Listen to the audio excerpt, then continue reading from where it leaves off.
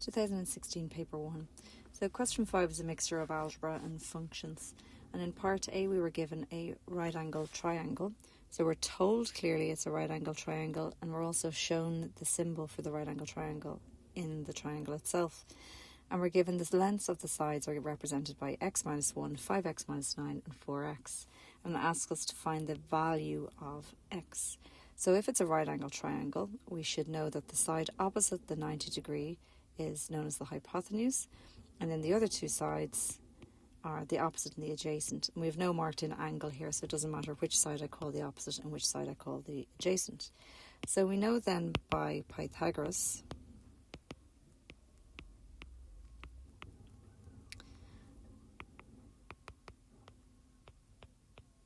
the Pythagorean theorem states that h squared is equal to o squared plus a squared. So in other words, the hypotenuse squared is equal to the sum of the square of the other two sides. So if I sub in the values, we have 5x minus 9 to be squared must be equal to x minus 1 squared plus 4x squared. So if we square out the brackets on the left, we have 5x minus 9 to be squared. So if I square the first, I get 25x squared. If I multiply 5x by minus 9 and double it, we end up with minus 90x. And if I square 9 minus 9, I get 81. And on the right hand side, if I square x minus 1, I get x squared. If I multiply x by minus 1 and double it, I get minus 2x. And then if I square 1 minus 1, I get plus 1. And then I have 4x to be squared, which is, of course, 16x squared. So if I bring everything then to one side and simplify, I get 25x squared minus x squared minus 16x squared, which is 8x squared. I have minus 90x and bring over the plus 2x, and that gives me minus 88x. And then I have 81 minus 1 is plus 80, and that equals 0. So dividing across by 8, I get x squared minus 11x plus 10 equals 0. So factorising that out, we want to see, well, what multiplies to give us 10 and adds to give us minus 11. So that's, of course, minus 10 and minus 1. So if I put that back in, I have x squared minus 10x minus x plus 10 equals 0. Taking out the first two and looking for the highest common factor, and the second two and looking for the highest common factor, that leaves me with x times x minus 10 minus 1 times x minus 10. And again, I can see that x minus 10 is common. So again, taking out my highest common factor, that leaves me then with x minus 10 times x minus 1 equals 0. So of course, x minus 10 must equal 0, or x minus 1 must equal 0 if their product is 0, and therefore x must equal 10, or x must equal 1. So here we have to use a bit of common sense. We were told that these were the lengths of the sides of a triangle. So if I go back up and I test in the opposite, I can see it's x minus 1. Now if I have x minus 1 and I put in 10, that gives me a length of the side 9. But if I put in 1 into the opposite side, I get 1 minus 1, which is 0. And obviously that isn't possible.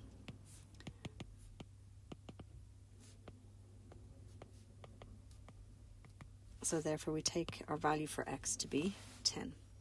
So there was 10 marks going for that. And it was broken down into 2, 5, 8 and 10.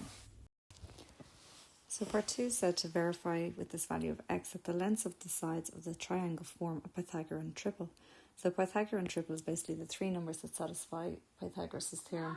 So 3, 4, 5, 5, 12, 13 are two of the most commonly used Pythagorean triples in maths. So if we take 10, and we go back to our triangle for a second, then we had x minus 1, 4x, and 5x minus 9 were our three sides of the triangle. So we had x minus 1. So if I put in 10, that becomes 10 minus 1, which equals 9.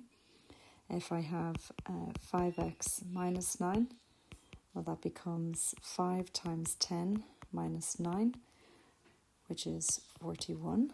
And if I have 4x as the third side, and that's 4 times 10, which is 40. So that was the opposite side, the hypotenuse side, and the adjacent side in our triangle. So if I sub that into our Pythagorean theorem, we have h squared is equal to o squared plus a squared. So that would be 41 squared is equal to 9 squared plus 40 squared. So we get 1681 is equal to 81 plus 1600. And that means that the left-hand side is equal to the right-hand side. So we say, hence, when x equals 10, the lengths of the side of the triangle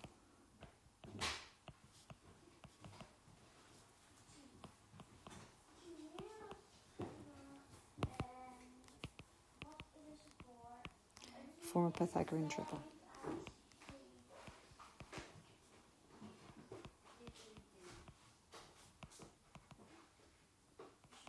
So in other words, the three numbers satisfy Pythagoras' theorem.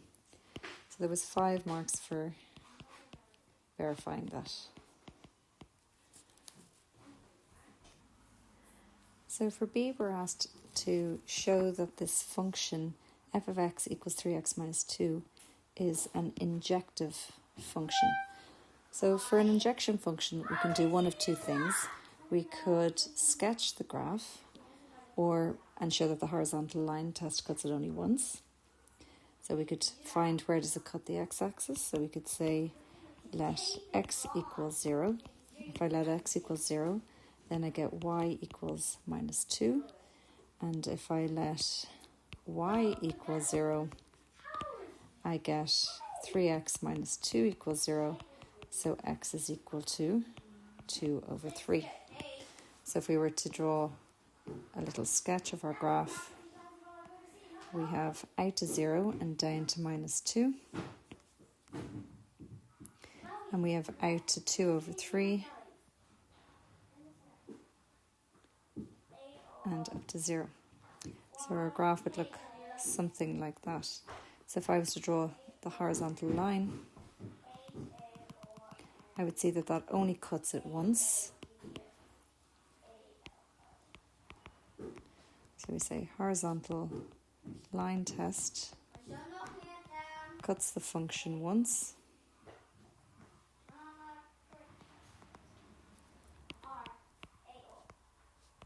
Hence the function is injective.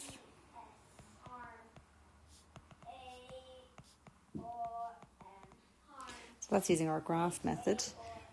We could also use that if I sub in a value for A and I sub in a value for B, that they should both have the same output. So for every input there is a unique output. So we could say if f of x is equal to 3x minus 2, then when I sub in A, I get 3a minus 2. And if I do the same for B, my output is 3b minus 2. And if they're injective, then when I equate them, I should get A is equal to B. So we get 3a, and the 2's are going to cancel, leaving us with 3a equals 3b. Divide both sides across by 3, and I end up with A is equal to B.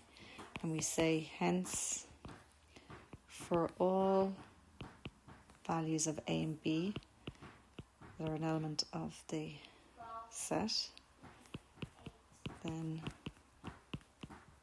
the outputs are equal, then A is equal to B. In other words, for every input there is a unique output.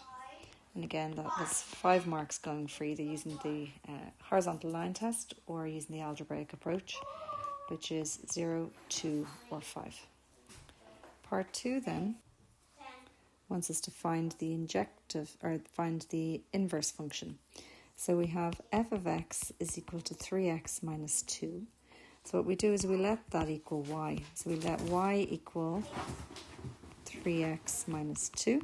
And we're going to rearrange to get x on its own. So we have 3x is equal to y plus 2.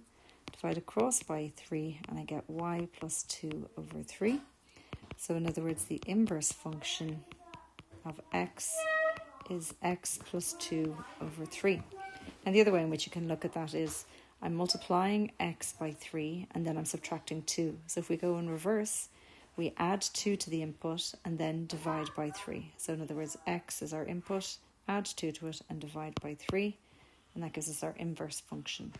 And there was 5 marks going for that, which is 0, 2 and 5.